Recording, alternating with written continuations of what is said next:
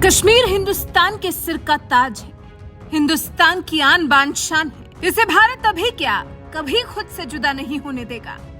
जान लगा देगा, लेकिन कश्मीर को कभी दुश्मन देश के हाथ में नहीं जाने देगा। सोचिए, 75 साल हो गए पाकिस्तान को कश्मीर हथियाने की नापाक साजिश को अंजाम देते देते। 75 साल से नापाक पाकिस्तान कश्मीर को हथियाने की कोशिशों में लगा हुआ है, लेकिन अपने मंसूबों में कामयाब कभी नहीं हो पाया। जिसके बाद तरह तरह के जोर आजमाइशें कर रहा है। कभी आतंकी भेजकर भारत को डराने की कोशिश करता है, तो कभी कश्मीर के ही लोगों को अपने साथ ले लेता है। कई बार देश में भी रह रहे गद्दार कश्मीर को लेकर अलग अलग सपने बुन लेते हैं, लेकिन ऐसे दिमाग वालों से निपटने के लिए भी देश की सुरक्षा एजेंसियां काफी हैं। इनके होश ठिकाने लगाने में ये सुरक्षा एजेंसियां एक पल का इंतजार नहीं करती। दरअसल मामला यह है कि जम्मू कश्मीर के ही पूर्व मंत्री जतिंदर सिंह उर्फ बाबू सिंह ने हिजबुल मुजाहिदीन के साथ मिलकर जम्मू कश्मीर, पीओके और बाल्टिस्तान को अलग मुल्क बनाने की साजिश रची। जी, और ये आरोप हवाई नहीं है, बल्कि जम्मू कश्मीर राज्य जांच एजेंसी एसआईए ने कोर्ट में पेश चार्जशीट में ये आरोप लगाए। एसआईए ने जम्मू के अतिरिक्त सेशन जज के कोर्ट में दाखिल चार्जशीट में यह भी कहा है, बाबू सिंह ने अलग देश बनाने की साजिश को पूरा करने के लिए nature Mankind friendly global party बनाई थी। एसआईए ने इस मामले का खुलासा तब किया जब उसके हाथ दक्षिण कश्मीर के कोकरनाग का रहने वाला मोहम्मद शरीफ शाह चढ़ा। शरीफ से एसआईए ने 6,90,000 रुपए बरामद किए थे। ये रकम हवाला के जरिए जुटाई गई थी। एसआईए के पूछताछ में मोहम्मद शरीफ शाह ने बताया कि बाबू सिंह ने श्रीनगर से ये रकम लाने के लिए कहा था। इससे देश विरोधी गतिविधि चलाई जानी थी। वहीं शरीफ की गिरफ्तारी के बाद बाबू सिंह फरार हो गया था। उसे 9 अप्रैल को गिरफ्तार किया गया था। एसआईए ने बाबू सिंह के नेटवर्क्स का पता लगाया तो हैरान कर देने वाले तथ्य सामने आए।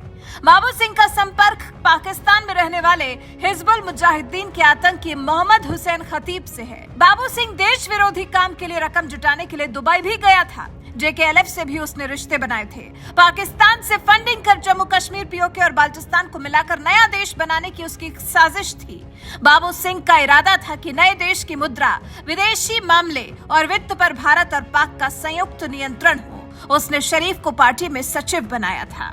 एसआईए का तो आरोप यह भी है कि बाबू सिंह दुश्मनों से ऑनलाइन मीटिंग करता था। उसने कई बार आतंकी सरगना मकबूल भट्ट को भगत सिंह, सुखदेव और राजगुरु जैसा क्रांतिकारी बताया था। एक इंटरव्यू के जरिए बाबू सिंह ने भारत सरकार को चेतावनी भी दी थी कि अगर उसने अनुच्छेद 370 रद्द किया तो वो जम्मू कश्मीर को तोड़ देगा। एसआईए ने अपनी चार्जशीट में यह भी कहा है कि बाबू सिंह के हिजबुल मुजाहिदीन के साथ संबंधों के पुख्ता सबूत हैं। बाबू सिंह के मोबाइल फोन समेत अन्य इलेक्ट्रॉनिक उपकरणों से स्पष्ट होता है कि उसके मंसूबे देश की एकता, अखंडता और संप्रभुता को चुनौती दे रहे थे। बाबू सिंह पहले कांग्रेस में था और पीडीपी कांग्रेस की सरकार में वो मंत्री भी रहा। बाद में उसने कांग्रेस छोड़कर अपनी पार्टी बना ली थी। सोचिए, भारत में रहकर, भारत का खाकर, भारत माता के ही शरीर में खंजर घोंपने का काम कर रहा था बाबू सिंह। और वो जो ख्याली पुलाव बना रहा था, एसआईए ने उसे पकने ही नहीं दिया। बाबू सिंह को समय रहते रोक लिया गया, नहीं तो आज तो उसने कश्मीर, पीओके और बाल्टिस्तान को मिलाकर नया कुछ अलग अनोखा बनाने की सोच ही ली थी। लेकिन ये सब करने से पहले बाबू सिंह को थोड़ा भारतीय सुरक्षा एजेंसियों के बारे में पता लगा लेना चाहिए था। भारतीय सुरक्षा एजेंसियों के बारे में नहीं तो कम से कम जम्मू कश्मीर सुरक्षा एजेंसियों के बारे में तो पता लगा ही लेना चाहिए था। उनके कौशल के बारे में पता कर लेता तो ये जोखिम भरा कदम कभी नहीं उठाता। खैर, कदम उठाया तभी तो देश में रहकर देश विरोधी गतिविधियों को अंजाम देने वाले लोगों के चेहरे से पर्दा तो हटा। वैसे आप बाबू सिंह के लिए किस तरह की सजा चाहते हैं? आप क्या चाहते हैं? बाबू सिंह ने जो जम्मू कश्मीर, पीओके और बाल्टिस्तान को मिलाकर अलग राष्ट्र बनाने का सपना देखा था, उसके लिए उसे क्या सजा दी जानी चाहिए? हमारे सिर के ताज को हमसे अलग करने की जो साजिश रची, उसके लिए उसे कौन सी सजा दी जाए? आप इस बारे में क्या सोचते हैं? अपनी राय हमें कमेंट कर जरूर बताएं।